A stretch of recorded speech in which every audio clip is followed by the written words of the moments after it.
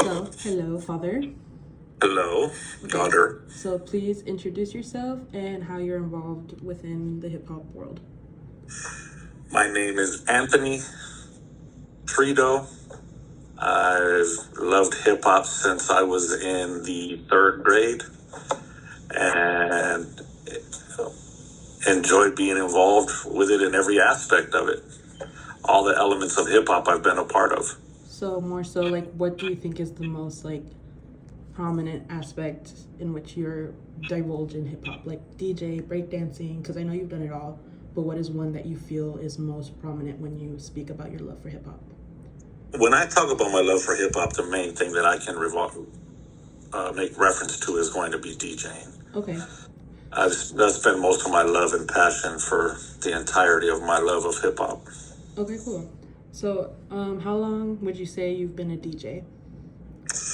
Oh man, well, like a good DJ or From when you the first first time I started, touched turntables. the first time you touched a turntable.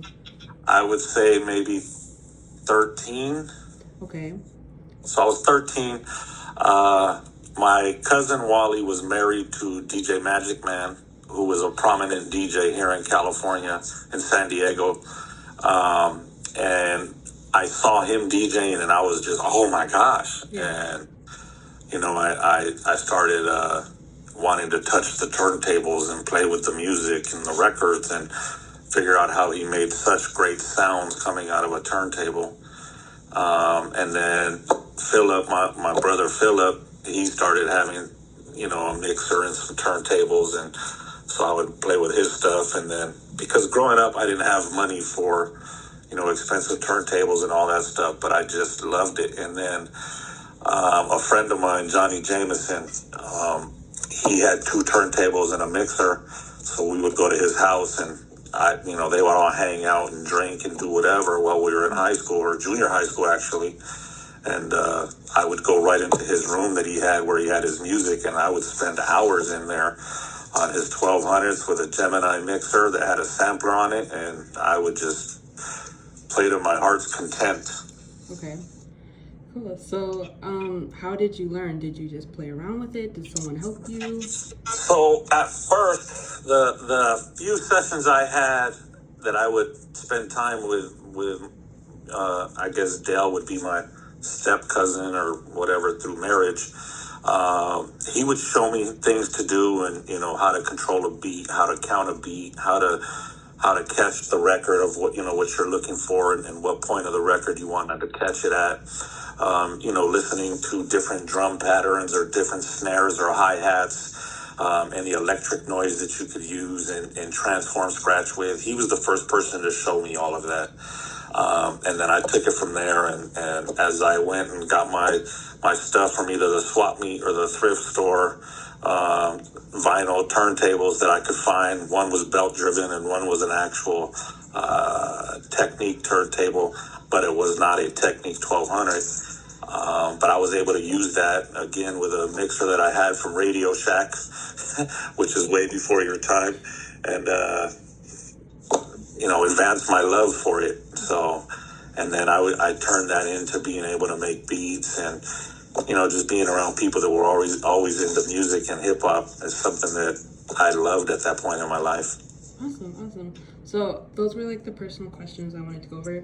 These ones are more so like a penny for your thoughts, or just what your opinion is on these questions. Sorry, say that one more time. So because we just finished the personal questions, I'm going to ask you a couple where you can just give your opinion on the question. Okay. So Perfect. However you feel is how you want to answer.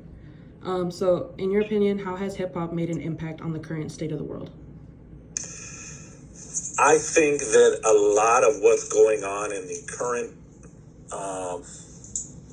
environment of what the United States is, or the world as a whole, I think hip hop has had an influence in many ways, whether it was freedom of speech, the lawsuits that all revolved around that, the times that, Luke Skywalker was getting sued for having X-rated songs and being arrested, and all the way up, back to, the Boys in the Hood albums and the NWA and those people being shut down and silenced by the police. and Ice-T being silenced by the police, and then he turned around and made a song called Cop Killer, which made it even worse. I think that hip-hop has had an impression, I would say, on almost everything in the world, from clothes to music to representing a certain area, a demographic, and it's not just black music anymore, and it hasn't been for quite some time.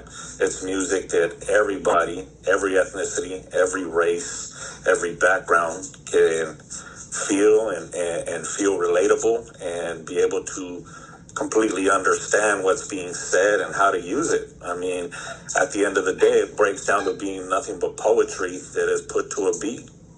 And that was proven by, Tupac, who had a poetry class taught on his lyrics. And the things that he talked about being, an activist and social justice and social injustice, I think it's been a big impact on the world. Okay. So with that being said, you kind of went into it being black music, or prominently black music, when it first started. Do you think hip-hop should be an inclusive or an exclusive genre, in the sense of like who should be rappers, who should be hip-hop artists? No, because so when you look at it, if you look at the base of hip-hop and you go back to the founding fathers, Jamaican and African Bambaataa and Cool Herc, you go back to these guys who came from other islands and other areas, and you fast forward to times of Fat Joe, who was a Latino. You fast forward to Kid Frost, who was the first Mexican rapper to go platinum all over the world. You bring it forward, and then you look at Eminem, MGK, you look at these other guys that rap that have taken it mainstream, but at the same time have included the culture all the way around. And you hear people all the time saying, that hip hop should be exclusively be black music, but why is it that the number one selling album of all time before anything major was being done were the Beastie Boys? And they were doing black music, or what was referred to or referenced as black music. But they started off with a producer named Rick Rubin in a dorm room at a university with Russell Simmons, and he took them and turned them into the first platinum album of hip-hop. And then you had guys like Vanilla Ice, who took it so mainstream that if you play his album in a club today, everybody still goes nuts. Even if it's the original version or remix version, it does not have to be quote-unquote black music. If you look at the history of it, where it came from, it started as African music, but it evolved into everybody could relate to it, some way, shape, or form. If you had an upbringing in a certain situation or a certain area of the world, you could relate to it. Just the same way you could relate to Smokey Robinson if you were a white girl that lived in New York. If you were a white lady that lived in Philadelphia, you loved James Brown. My mother had a J tattooed on her wrist because she said she was a James Brown fan. Only tattoo she ever had. So it's not black, white, Asian, because there's Asian artists that kill it lyrically when you see them and hear them. It's for everybody. It shouldn't be secluded or put in a box in any way, shape, or form. Okay, cool. So now, to you personally, what does hip hop mean to you? Like, how has it influenced you? I know that for me, at different times in my life, that hip hop has been a way to feel comforted, a way to overcome anger, a way to overcome pain. It has influenced me in a manner as far as dancing. I love the rhythm. I love the background of it. I love being able to hear a song and feel it in my spirit and my soul. It's influenced me in the way that I carry myself, the way I conduct myself. It also allows me to project and relate to every situation and scenario in the world. You hear music, everything from being grimy like Onyx, or you hear, DMX, to party music, to East Coast hip hop, to old dirty bastard, whatever the case may be. And if you can connect with that, that's something that you carry with you for the rest of your life. So I feel that it's helped me and influenced me in that way. Cool. So, what, in your perspective, makes a great hip hop record? First and foremost, a lot of people would say the beats or the production. A lot of people would say the rhythms. To me, it's always been the meat and potatoes of the content lyrically.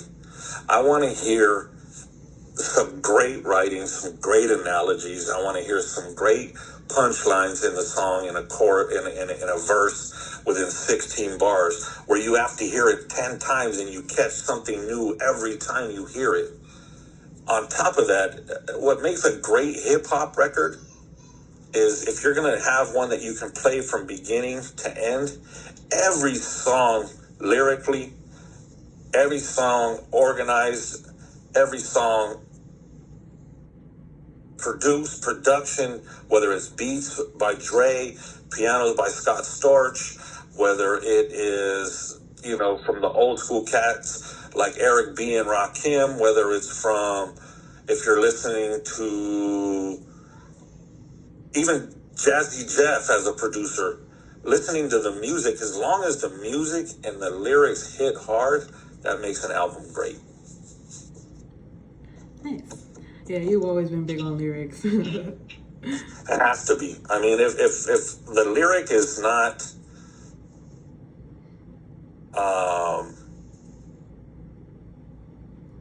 if the lyric is not synced right and doesn't have meat to it to where you can relate to it, it's pointless. You're just doing this mumble rap that's going on today.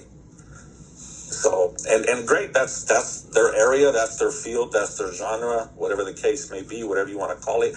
I don't call that hip hop. I know that there's a field for it and a market for it because they're doing obscenely well.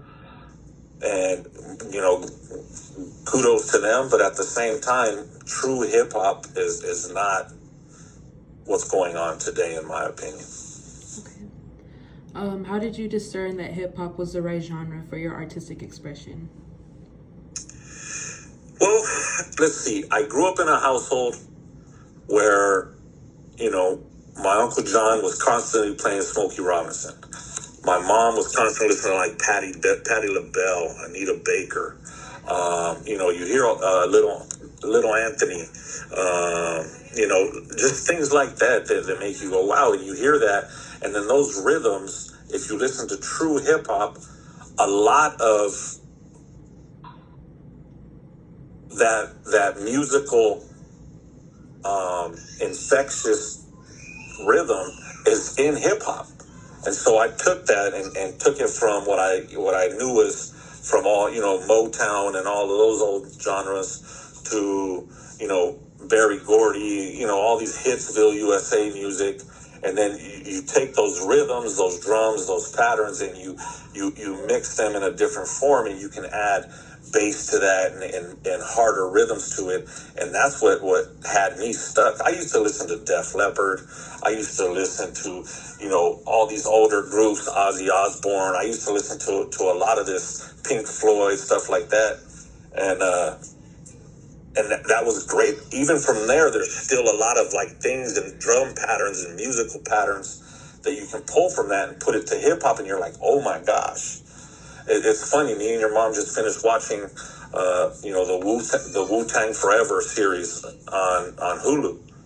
And towards the end, the RZA was showing how he was bringing in symphonies to his music studio to record violins live, to record horns live, to record guitars live, and cellos live, and able to put that into his beats and his rhythms and make that some of the most phenomenal music we've ever heard. And to be able to take from a background of soul music and then, listening to Def Leppard and all that stuff when I was going to Bonita Elementary School and hanging around the white kids, and but I've always had a love for hip hop because it was the foundation of who I was growing up. Okay. And then for the final question is, who are the paramount figures influencing your work within the realm of hip hop? Oh man. I would say the main key people for me, what really drew me to hip hop was African Bambaataa, Planet Rock. Hearing that wow, and then listening to Nucleus with Jam on it, but for me the key heads that I would look back to always would be KRS-One, would be Eric B. Rakim, would be the greatest album in my opinion. It's hard to name just one, but the DOC's album, No One Can Do It Better. From beginning to end, is probably one of the greatest albums, production-wise, lyrical-wise, rhythm-wise, from beginning to end that I've ever heard. And I've heard a lot of hip hop in my life. If I'm going to reflect on in my realm, I'm going to say people like J.O. Felony, that I grew up around him and his timeline. Prime Suspect, one of the first rap groups out of San Diego that I was involved with, production and DJing with, and Little Boo and Carlos DJ See Me Rock and things along those lines. One of my buddies, Sean Duggar, used to go by Mad Dog. He's done music all up and down the Bay, and now he's at the point where he's doing Christian rap music with still that gangster flavor to it. Dito Brown from San Diego, who you know as well. He's somebody that just mind-blowing what he did in the hip-hop business. And now he's also doing Christian music and testifying and doing all of that. But if you're going to ask me, like, who are the top hip-hop artists that I would listen to, I would say KRS-One, Fat Joe, DMX for sure, Tupac for sure, the early Eminem for sure. Outside of that, there's not much that I would go, I would take Fat Joe, I would take Wu-Tang Clan, I would take, so many different artists that I've got to be able to see and was fortunate enough to see. But I think as a whole, the foundation of hip-hop, if you look at the older cats, from New York, I'm talking about African Bambaataa, KRS-One, I'm talking about Schoolie D, and the list can go on and on. I just think that those people are the ones that laid the foundation. If you hear Eric B's, Paid in Full, and just thinking of a master plan, all those things that make you go, wow, those are lyrics that have such grip on you that you can't do nothing without it. If you hear the Sugar Hill Gang, you automatically know what that is, where it's from. Mm-hmm. You hear Jam on it, you automatically go, oh my God. That was, me growing up and going to skating rings and being around all of that and dancing and music, and just something grab you, like you to this day. You hear a song, you're like, I put my drink down, hold on. That's me. And it's the same thing. If you hear something great, regardless of what genre of music it is, if you hear drums, a lot of that comes from the Latin community. Think about that. The tong, tong, tong. I mean, the greatest female drummer was Sheila E. You hear her drums, and it's like, how do you not dance? Mm-hmm. So the foundation, and for me, the basis of hip-hop is something that we've lost sight of, but I'm glad that I lived it, and I still live it every day. Awesome. Well, those were all the questions I had. Do you have any questions for me or any concerns? No, I just thank you for this opportunity, and I pray that you do well. Awesome. Thank you for letting me interview you. I really appreciate it. All right.